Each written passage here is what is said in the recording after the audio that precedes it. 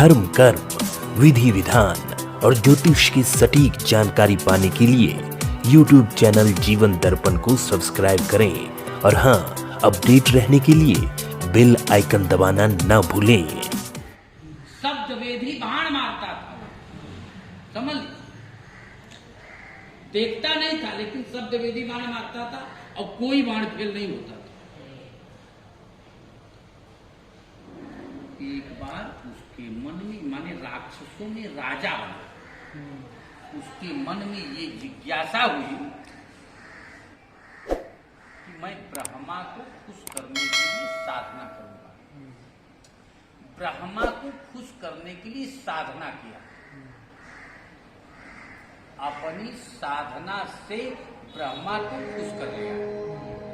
ब्रह्मा जी सामने प्रकट हो गए,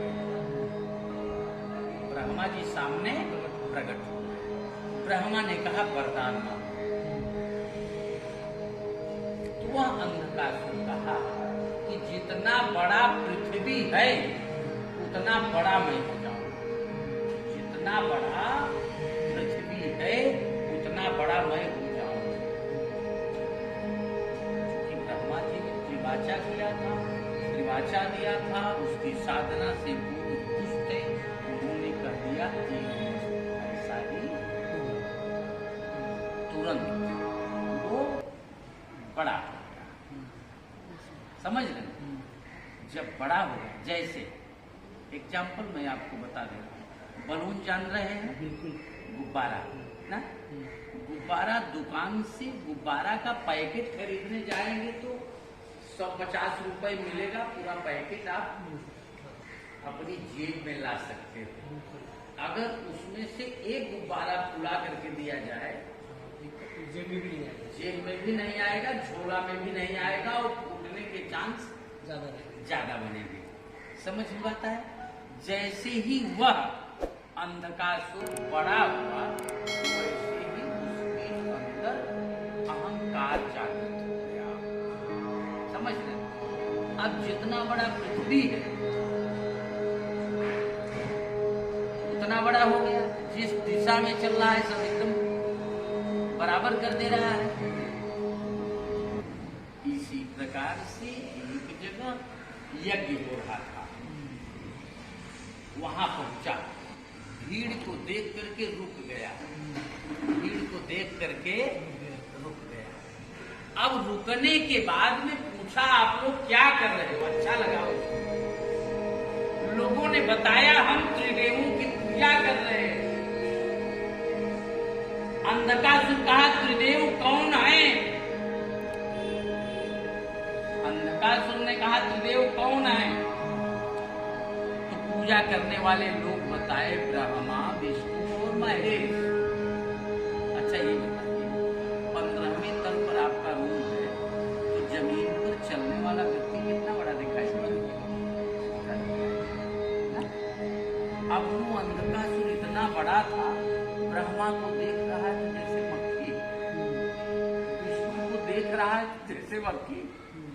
कहा हम इतने बड़े और इन लोगों की पूजा तुम लोग कर रहे हो, तुम लोग इनकी पूजा बंद करके हमारी पूजा करो। अच्छा ये बताइए, आपने मुझसे बात किया कि रुद्राभिषेक कराना है ना, इसके पहले भी किसी से बात की होगी, लेकिन मैंने आपको जो भी बताया कि बस जो भी बताया मैंने, आपने मेरी बात को कहीं इधर उधर नहीं किया। ठीक है ना? अगर कोई अपरिचित व्यक्ति आपसे कहता या उससे संतुष्ट नहीं होते तो क्या ये पूजा कराने के लिए तैयार होते? तो वह अंधकासुर अपरिचित था उस ब्राह्मणों से और कहा मेरी पूजा करो। ब्राह्मणों ने उसको स्वीकार नहीं किया। तो अपरिचित अंधकासुर ये कहा कि अगर वो तीनों देवता कह देंगे तब आप लोग हमारी पूजा करोगे। तो ब्राह्मणों ने कहा कुछ समय के लिए तो बला हट जाएगी, हाँ हाँ ठीक है, तीनों कह देंगे हम आपकी पूजा करना शुरू कर देंगे, कोई दिक्कत नहीं। अब वो अंधकासुर से रहा नहीं गया, ब्रह्मा के पास पहुंच गया, ब्रह्मा से ही वरदान प्राप्त किया। ब्रह्मा के पास पहुंच गया कि मेरी पूजा पृथ्वी पर होनी चाहिए। उन्होंने कहा मैंने तुम्हें अपनी पूजा करने के लिए कहा था, बताया कि नहीं, आपने नहीं कहा। तो कहा मैं किसी को किसी की पूजा करने के लिए कहता नहीं हूं, इसलिए मैं किसी से कहूंगा नहीं किसकी पूजा कौन करे, जिसको जो इच्छा बने वो करे, कोई दिक्कत नहीं। कहा देखिए ये करने से काम नहीं चलेगा, बात बताओ, अगर आप नहीं कहोगे लोग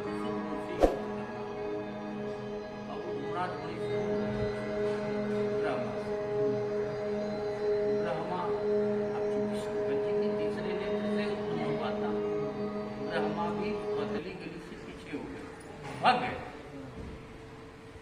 अब वो सोचा कि भाई भाग गए तो इसका मतलब कि हार गए।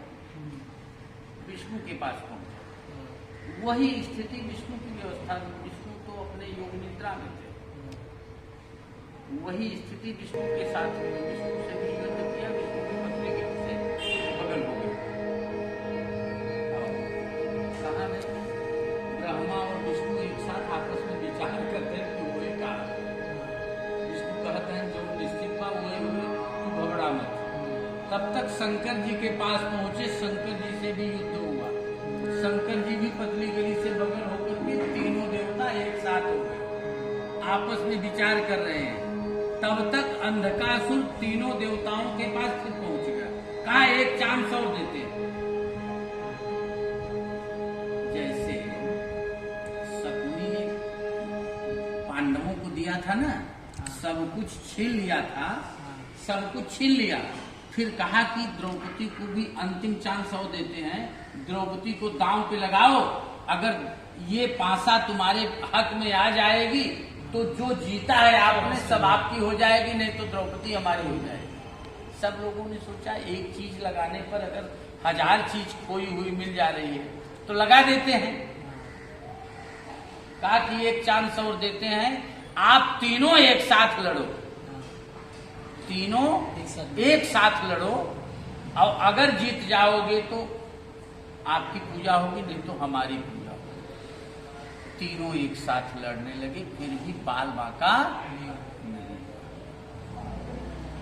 ब्रह्मा से विष्णु ने कान में कहा कि नियम के आधार पर इसको नहीं मारा जा सकता,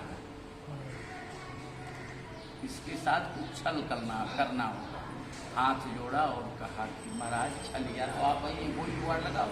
अच्छा ये बताओ, आपके पीछे से कोई व्यक्ति मार देगा तो आप पकड़ सकते हो, और छोटा भी व्यक्ति अगर पीछे से आगे सामने से मारेगा तुरंत उसका हाथ पकड़ लो। समझ में आ गया? तो अंधकासुर को विष्णु भगवान ने पेट के बल लेटा दिया और ब्रह्मा से कहा जमीन में इसे गाड़, जमीन में गाड़ देते थे। लेकिन अंधकासुर ऐसे जह करता था तो सब जैसे भूकंप आता था, उसी प्रकार से सब तितर बितर हो जाता था। तो विष्णु भगवान ने अंधकासुर की कान में पूछा तुम चाहते क्या हो वो बताओ।